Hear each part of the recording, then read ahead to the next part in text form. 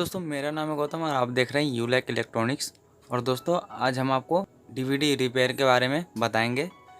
तो जैसा कि यहाँ पे आप देख सकते हैं, एक मेरे पास डीवीडी है और इसमें जो दोस्तों प्रॉब्लम है कि यहाँ पे जो इसमें सप्लाई आता है कार्ड में जो होता है, यहाँ पे आगे मैं आपको दिखा देता हूँ। यहाँ पे ये जो इस कार्ड होता है, यहाँ पे इसमें लाइट आता है, लेकिन यहाँ पे जो हमारा 4440 डुअल आईसी का जो एम्पलीफायर किट लगा हुआ है, जो कि साउंड के लिए इसमें यूज किया जाता है, उसमें नहीं आता है। इससे आवाज़ ही आउटपुट नहीं होता है। तो इसी के बारे में हम इसको रिपेयर करेंगे। तो सबसे पहले हम इसमें लाइट देकर आपको दिखाते हैं। तो जैसा कि यहाँ पे देख सकते हैं आप, यहाँ पे लोड लिख रहा है और यहाँ पे इसमें सप्लाई नहीं आता है। और यहाँ पे जो दोस्तों लोड लाइट जो आ रहा है वो यहाँ पे इसके लिए इस कार्ड से आता है और इसका लिए यहाँ पे एसएमपीएस सप्लाई, पावर सप्लाई यहाँ पे यूज किया जाता है। जैसा कि यहाँ पे दिख रहा है आपको, ये एसएमपीएस इस बोर्ड को चलाने के लिए होता है, जो कि इसका मेन मदरबोर्ड होता है। और यहाँ पे जो ये आपको किट लगा हुआ है, जो कि 4440 का है, उसको चलाने के लिए यहाँ पे ट्रांसफार्मर यूज किया जाता है। ठीक है, तो यहाँ पे जो इसका सप्लाई नहीं आ रहा है, तो यहाँ जो इसका यहाँ पे देख सकते हैं वायर आ रहा है, यहाँ ट्रांसफार्मर का ये वाला आपको दिख रहा है यहाँ पे। तो इसका सबसे पहले प्रॉब्लम यही होगा कि यहाँ पे इसका जो पावर सप्लाई यहाँ से जो आता है, पहले हम देखेंगे इसमें ट्रांसफार्मर इसका सही है कि नहीं। ये हमारा पावर सप्लाई दोस्तों सही है, इसके वजह से यहाँ पे सप्लाई आ रहा है, लेकिन साउंड जो नहीं आ रहा है, यहाँ पे हमारा सप्लाई का प्रॉब्लम होगा। तो सबसे पहले हम ट्रांसफार्मर को चेक करेंगे कि हमारा यहाँ पे सप्लाई आता है कि नहीं आता है। ठीक है दोस्तों, तो चलिए हम इसको चेक कर लेते हैं।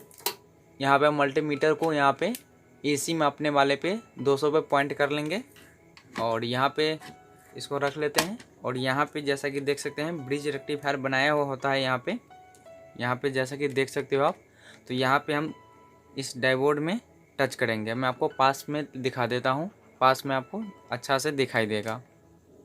तो जैसा कि आप देख सकते हो दोस्तों, ये जो यहाँ पे बना हुआ होता है ब्रिज रेक्टिफायर, तो इस दोनों जो वायर आता है दोस्तों, यहाँ पे ये इससे टच होता है माइनस प्लस में, और ये वाला इससे टच होता है। ये दोनों ऐसे और ऐसे। एक पिन को हम यहाँ रखेंगे और एक को यहाँ पे रखेंगे। ठीक है दोस्तों, तो हमारा जो मल्टीमीटर में शो करता है बिल्कुल 0 कर रहा है। यहाँ पे मैं आपको दिखाने थोड़ा ऊपर कर लेता हूँ। यहाँ पे जैसा कि यहाँ पे रहा और यहाँ पे जैसा कि देख सकते हैं, तो वहाँ पे बिल्कुल कुछ शो नहीं कर रहा है। ठीक है दोस्तों, यहाँ पे बिल्कुल शो नहीं कर रहा है। तो हो सकता है कि हमारा ट्रांसफार्मर का जो यह आउटपुट होता है, सेकेंडरी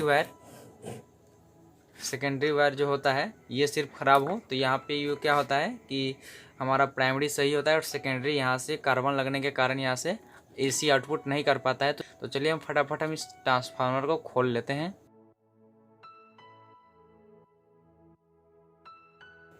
तो दोस्तों, मैंने यहाँ पे ट्रांसफार्मर का स्क्रू खोल लिया है। तो यहाँ पे चलिए एसएमपीएस को निकाल कर इसका जो पावर सप्लाई होता है, यहाँ पे वायर को निकालेंगे। तो यहाँ पे हम सबको पिन को यहाँ पे लगा होता है, जो कि पावर सप्लाई को यहाँ पे लॉक किया रहता है।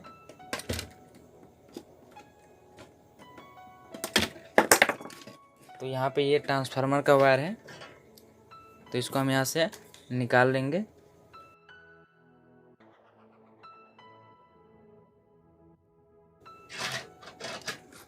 और यहाँ पे जो हमारा ये वायर आता है इस किट में, तो यहाँ पे हम इसको कट कर लेंगे यहाँ से।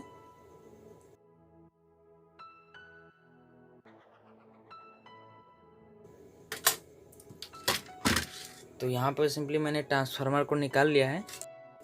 अब हम इसमें ये न्यू वाला ट्रांसफार्मर लगाएंगे, जो कि यहाँ पे 0, 12 और 2 एम्पियर का है। तो इसमें ये ट्रांसफार्मर ख़राब था, इसका भी एम्पियर 2 ही था। तो यहाँ पे हम डायरेक्ट इसमें नया एक ट्रांसफार्मर यहाँ पे लगा देंगे। और यहाँ पे जैसा कि इसमें कनेक्शन था, ये वाला जो पावर सप्लाई था डायरेक्ट इस एसएमपीएस में था, और इसका जो वायर आ रहा है दोस्तों, यहाँ पे जैसे कि देख सकते हो आप, यहाँ पे डायरेक्ट इसमें हम जोड़ देंगे। तो चलिए फटाफट हम इसका कनेक्शन कर लेते हैं। इसका पावर सप्लाई में देंगे और फिर इसका इसमें दे देंगे, जो कि यहाँ पे AC 12 वोल्ट आउटपुट करता है, जो कि बोर्ड में जाएगा। तो चलिए फटाफट हम इसको ट्रांसफार्मर को यहाँ पे कस लेते हैं और फिर इसमें कनेक्शन करके फिर हम आपको दिखाते हैं। अब यहाँ पे जो वायर आता है जो कि ट्रांसफार्मर में है, तो ये आप इसमें या इसमें ये किसी में भी आप जोड़ सकते हैं, इसका कोई माइनस प्लस नहीं होता है। तो चलिए हम इसको जोड़ लेते हैं। तो दोस्तों जैसा कि यहाँ पे देख सकते हैं मैंने यहाँ पे ट्रांसफार्मर का वायर जोड़ लिया है यहाँ पे। तो चलिए अब हम इसमें स्पीकर का कनेक्शन करके और फिर इसमें हम पावर सप्लाई देकर देखते हैं। तो चलिए हम इसमें पावर सप्लाई देते हैं।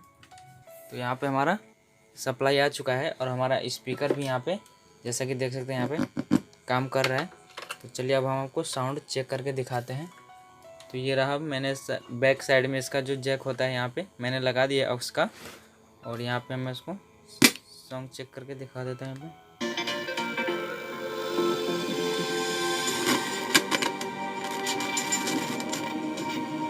तो यहाँ पे जैसा कि देख सकते हैं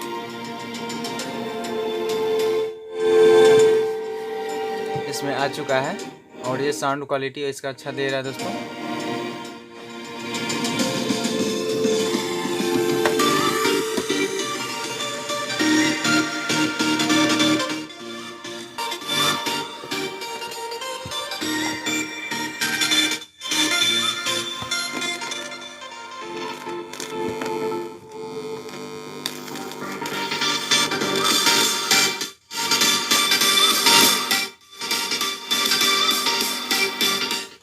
तो दोस्तों जैसा कि आपने देखा कि बहुत अच्छा ये काम कर रहा है। और दोस्तों मैं आपको यहाँ पे एक बात बताना चाहूँगा कि बहुत सारे ये भी कमेंट करेंगे कि ट्रांसफार्मर लगाने की क्या ज़रूरत है, यहाँ पे जो SMPS होता है उसमें 12 वोल्ट का कनेक्शन होता है। तो दोस्तों हाँ होता है इसमें, लेकिन ये सिर्फ कार चलाने के लिए ही सक्सेस होता है, एम्पलीफायर के बोर्ड चलाने के लिए ये सक्सेस नहीं होता है। आप इसमें दे सकते हैं लेकिन आपको ये साउंड नहीं दे पाएगा, थोड़ा सा देगा जो इसमें सप्लाई आएगा। ठीक है दोस्तों, इसलिए इसको कंपनी ने भी अलग से इसका कनेक्शन दिया हुआ रहता है। ठीक है दोस्तों, तो अब इस तरीके से आप जो पुराने DVD में जो एम्पलीफायर के लिए बोर्ड यूज किया जाता है 4440 या 6283, उसका पावर सप्लाई आप और साउंड क्वालिटी ऐसे आप रिपेयर कर सकते हैं। तो दोस्तों हमारा वीडियो कैसा लगा तो प्लीज़ लाइक करें, शेयर करें और हमारे YouTube चैनल को सब्सक्राइब कीजिए। वीडियो देखने के लिए धन्यवाद। आपका दिन शुभ हो।